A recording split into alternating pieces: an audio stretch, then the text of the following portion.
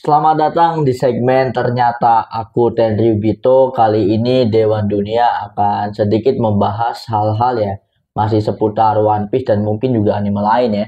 Langsung saja kita masuk ke topik pembahasan yang pertama. Bagaimana jadinya jika Di bukanlah sebuah klan, melainkan nama dari sebuah kelompok bajak laut? Wah, ini menarik, gimana Sen? Nah, jadi ini harus dibahas juga karena spoilernya libur ya. Spoiler One Piece itu libur dan di segmen kali ini kita aslinya ngobrol-ngobrol santai saja ya. Santai aja. Dan mungkin poin-poin yang akan kita bahas ini adalah poin-poin yang sebenarnya kita temuin di sosial media juga. Betul. Nah, dan untuk poin yang pertama itu kemarin tuh gue baca di salah satu postingan, gue lupa di X atau di mana. Jadi ada sebuah fans yang membawakan sebuah teori bagaimana jadinya jika Di itu bukan nama dari sebuah klan, melainkan mereka itu adalah Di itu adalah nama bajak laut, sebuah kelompok bajak laut, dan dalam teorinya itu Di itu adalah nama dari bajak lautnya Joy Boy, karena Joy Boy kan bajak laut pertama ya. Jadi Joy Boy itu menamai kelompoknya sebagai Di.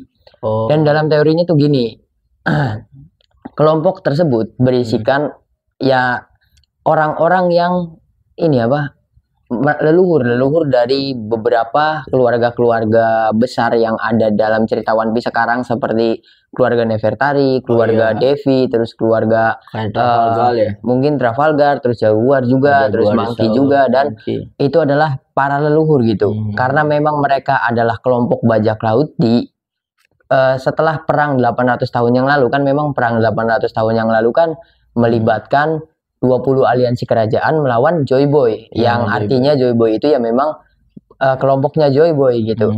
Jadi nama-nama keluarga tersebut ada itu di masa ya itu tuh krunya Joy Boy gitu, dan diteruskan sampai ke generasi sekarang. Jadi setelah perang selesai dan kekalahan Joy Boy beserta kelompoknya, jadi para krunya itu tidak kalah melainkan mencar. Terus mereka ya melanjutkan generasi sebelumnya, dan setelah itu menamai keluarganya dengan Di gitu. Karena Di itu bukan sebuah klan, mereka menamai Di itu karena memang itu adalah nama kelompok mereka gitu.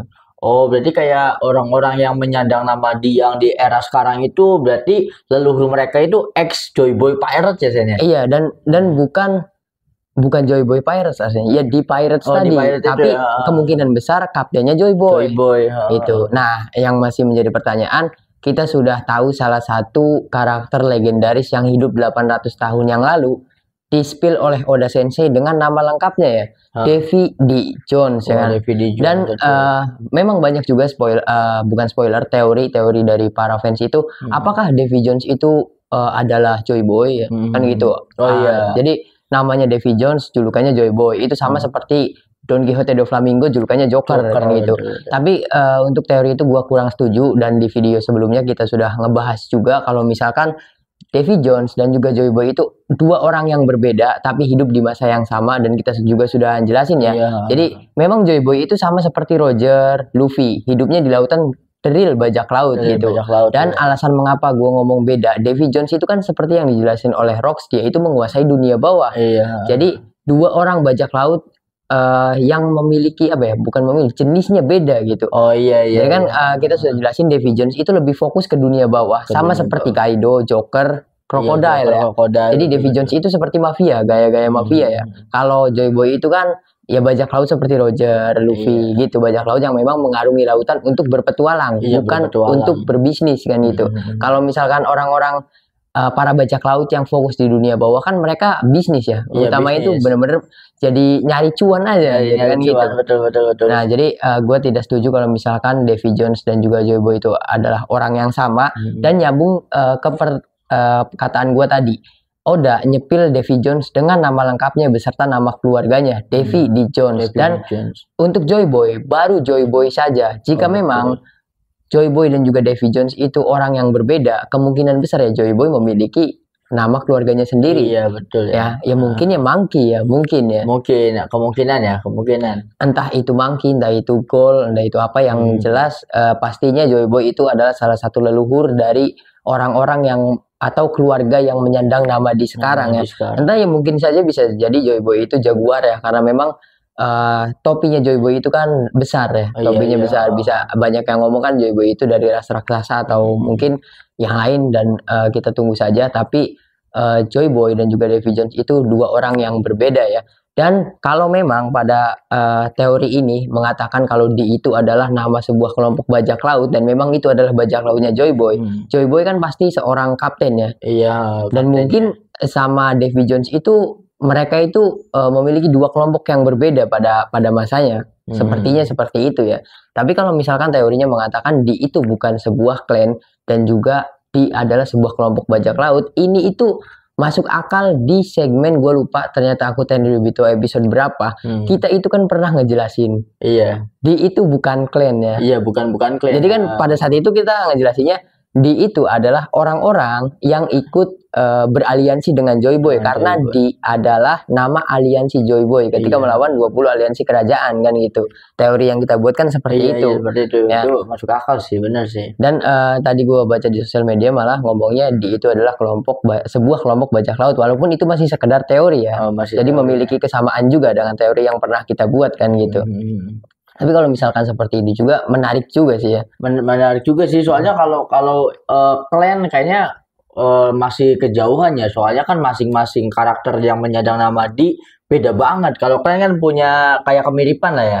Kayak misal kayak klan Uchiha ada spesifikasi kemiripan yang sama gitu.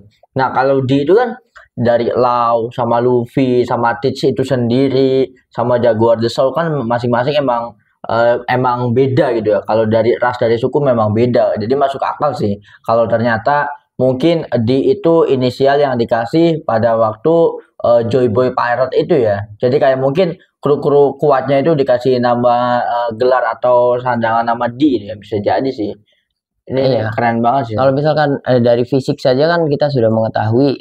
Kalau misalkan memang Di itu klan kok beda-beda gitu. Di ras raksasa ada, terus semua bahkan Niris ada, manusia biasa ada. Nah, apa mungkin gini, nyambung ke tadi teori yang pernah kita buat, jika keluarga-keluarga besar yang menyandang nama Di sekarang itu adalah leluhur mereka itu adalah krunya Joy Boy. Itu sedikit masuk akal kalau jangan-jangan mereka itu sengaja menyematkan Di kan kelompok mereka ya, kelompok leluhurnya kan pada saat ikut dengan Joy Boy gitu. Misalkan mengapa mereka menambahkan Di pada nama mereka? Mungkin karena bentuk penghormatan kepada Joy Boy mungkin. Bisa jadi. Jadi gini, setelah Joy Boy kalah itu mereka memang Joy Boy itu kalah, tapi tekadnya Joy Boy masih diteruskan gitu. Jadi ex krunya Joy Boy menambahkan nama Di supaya garis keturunannya itu tahu gitu bahwa tekadnya Joy Boy, para leluhurnya itu pernah menjadi sebuah kelompok atau sebuah armada besar yang melawan pemerintah dunia pada masa lalu, mungkin gitu ya. Mungkin iya gue setuju saya. Jadi mungkin ya di era dulu kan ibaratnya Joy Boy itu kalah ya kan sama pemerintah dunia ya kan. Nah mungkin ketika kalah ini kayak para kru-kru itu menganggap bahwa oke lah kita kalah di momen ini dan terbentuklah hierarki pemerintah dunia. Tapi mereka berharap suatu saat anak keturunan mereka yang akan menghancurkan hierarki ini. Ya makanya emang bener kan katanya Wild of D ya, atau tekad D ya. Mungkin itu benar-benar tekad yang diwariskan meskipun udah 800 tahun yang lalu. Makanya kan sama kayak Lau kan penasaran nama D itu sebenarnya apa sih, karena dia juga D kan. Nah jadi kan penasaran spesifik bahwa D itu ya ada rahasianya ya, mungkin nanti ya suatu saat kalau di-spill bahwa sejarah marga ini Di itu apa, dan apalagi julukan Di itu kan musuh alami para dewa, ya mungkin emang semangat suatu saat yang bisa menghancurkan hierarkinya Im Sama itu ya dari garis keturunan leluhurnya di era Joy Boy itu ya. Harapannya mungkin begitu dari para leluhurnya, Sen. Iya ya, nyambung juga tadi kan, intinya kan teori ini tuh Di itu bukan sebuah klan ya. Iya, ya seperti tadi yang dijelaskan juga kan, dari seperti yang kita tahu ya, klan dimanapun pasti memiliki sebuah ciri khas, karena memang klan itu kan sebuah ras yang berkumpul kan itu, sebuah ras yang hidup di suatu wilayah, hidup bebarengan gitu, dan mereka adalah makhluk yang sama gitu. Ini kan dari ras raksasa ada, terus pokoknya beda-beda lah Di. Jadi itu kan menjadi memunculkan tanda tanya besar ya, sepertinya Di itu apa sih? Karena memang aslinya ya nggak tahu kalau gue salah, kalian boleh komen aja ya. Kalau nggak salah gini, di itu tidak pernah dijelaskan sebagai klan perasaan. Iya, nggak pernah klan itu nggak ada ya. Iya, karena dalam ceritanya juga sampai sekarang memang di itu belum disepil di itu apa gitu. Di itu apa. Dan yang kita tahu di itu kan sekedar tekad ya, tekad di will of D, bukan klan D ya. Menurut gue sih ya masih banyak rahasianya mengenai di ini, dan juga kalau misalkan memang di itu klan, menurut gue belum ada konfirmasi juga dari Oda Sensei. Belum ada sih. Makanya emang bener yang sadar sama tekad di itu Dokter Kureha kalau menurut gue mah. Iya. Yang ketika dia ngelihat Chopper tuh, ada urusan kecilku mengikuti orang yang berbahaya. Ternyata tekad itu masih ada. Wah, berarti hanya beberapa orang saja yang tahu tentang tekad di ini ya. Iya. Kalau untuk Dokter Kureha banyak sekali teorinya ya mengenai Dokter Kureha, karena memang Dokter Kureha kan hidupnya dia itu udah 104 tahun ya umurnya ya. Dokter Kureha, jadi banyak yang ngomong kalau misalkan ketika bajak laut Roger mencari dokter untuk menyembuhkan penyakit Roger. Jadi kelompok Roger itu pernah datang ke Drum Kingdom dan bertemu dengan Dokter Kureha. Dan pada saat itu kan memang Dokter Kureha kan adalah orang yang membenci bajak laut ya. Mungkin ketika sama seperti ketika Luffy mengajak Dokter Kureha. Mungkin pada saat itu Roger juga mengajak Dokter Kureha tapi ditolak gitu kan. Ketemunya malah Crocus. Soalnya dari Twin Cave tempat Crocus ada dan juga Drum Kingdom itu kan sangat dekat, jaraknya dekat, nggak jauh gitu. Jadi mungkinnya Dokter Kureha tahu sedikit tentang di itu ya, mungkin dari Roger gitu kayaknya gitu. Makanya kayak Dokter Clover yang beberapa orang yang tahu ya tentang di itu apa ya. Ya apalagi Clover sendiri kan dia penyandang nama di. Apalagi sebelum dia dieksekusi kan dia udah mau nge-spill kan, dia tahu. Dia sudah merangkai dari penelitian dia apa segala macam, tahu tentang apa yang terjadi 800 tahun yang lalu ya. Gue mau malah ini keinget kayak percakapan Lau sama Sengoku.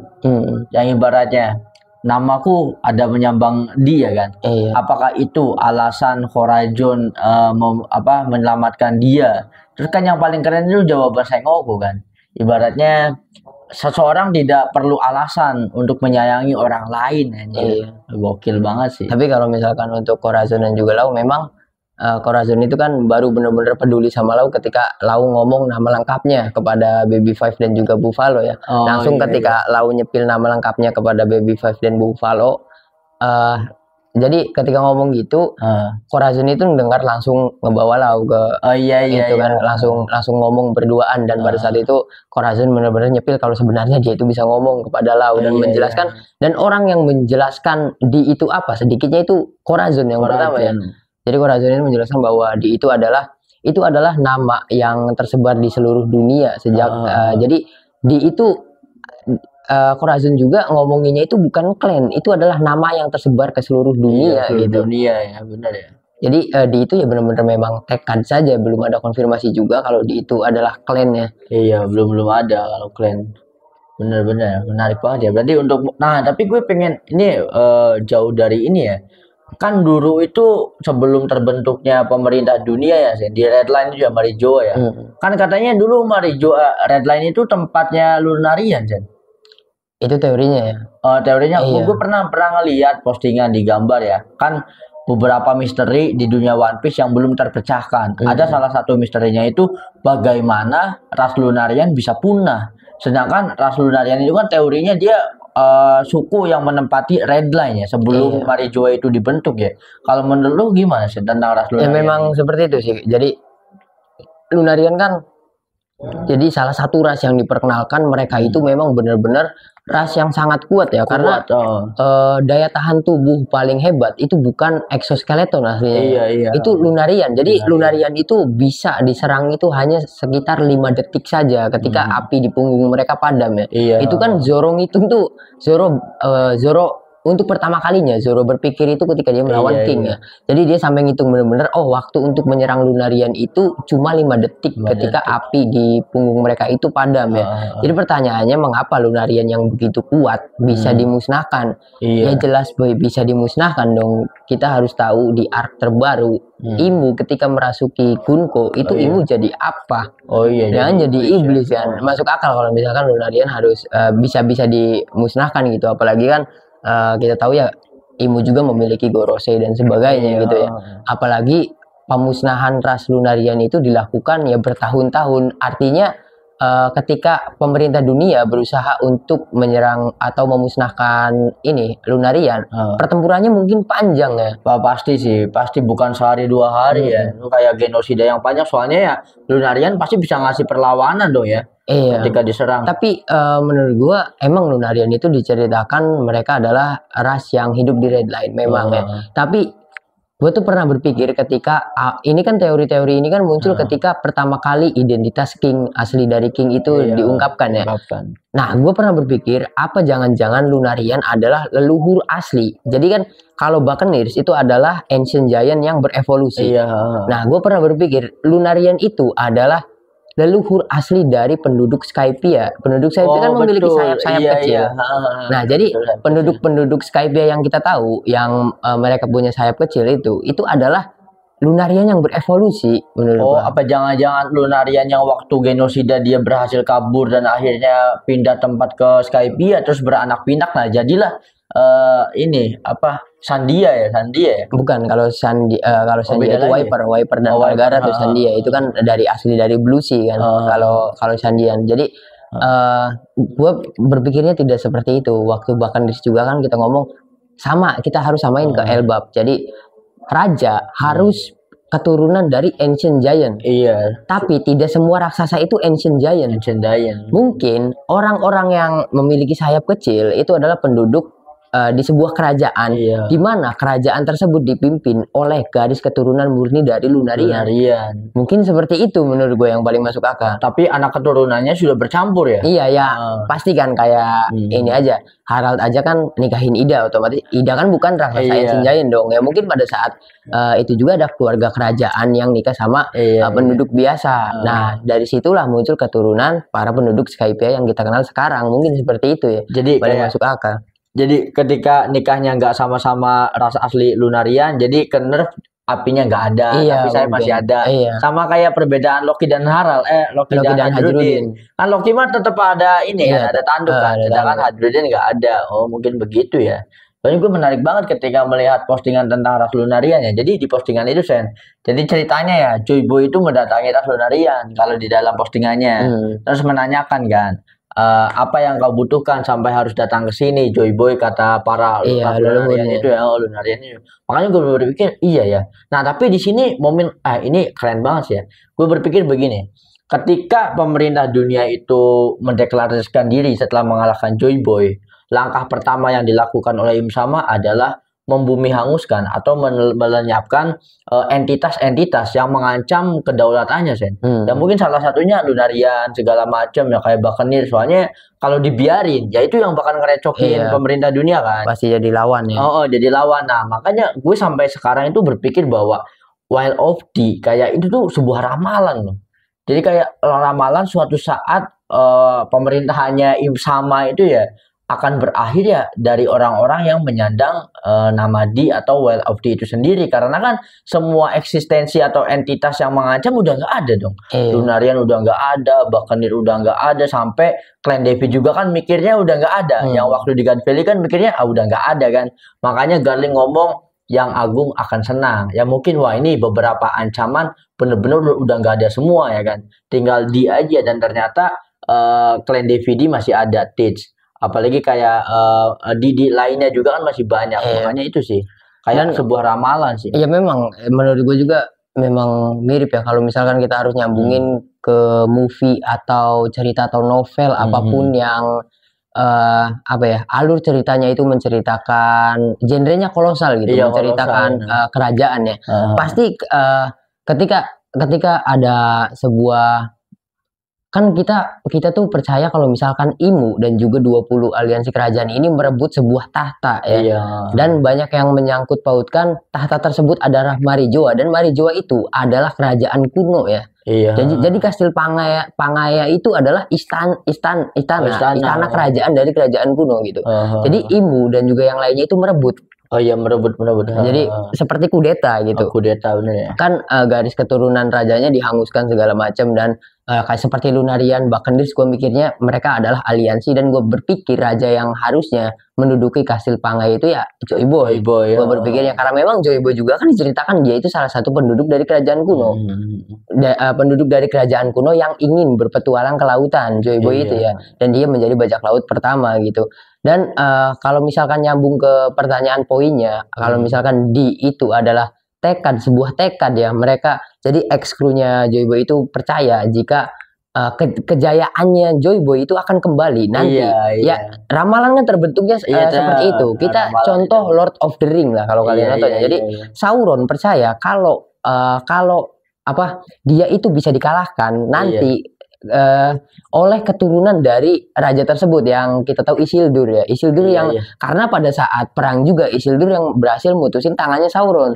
Kan ramalannya seperti itu. Betul. Kalau misalkan disangkut pautin sama One Piece ya begitu. Jadi alasan mengapa pemerintah dunia dan juga Emu membasmi seluruh ras Lunaria, ras Bakendis, karena memang ras-ras tersebut memiliki hubungan atau mungkin menjadi aliansi Joyboy ketika perang 800 tahun yang lalu kan. Makanya ya benar seperti itu tadi, jadi dihangusin nih. Ancaman sekecil apapun dihangusin gitu. Karena memang Imu juga percaya kalau misalkan orang yang mampu mengalahkan dirinya ya orang yang meneruskan tekad Joyboy tadi gitu. Soalnya menyangkut ini tuh bersangkut pautan sama ketika Emmet mengeluarkan hakinya Joyboy ya. Pada saat itu kan di manganya kita tahu Imu itu sangat ketakutan ya, bahkan itu berkeringat kayaknya.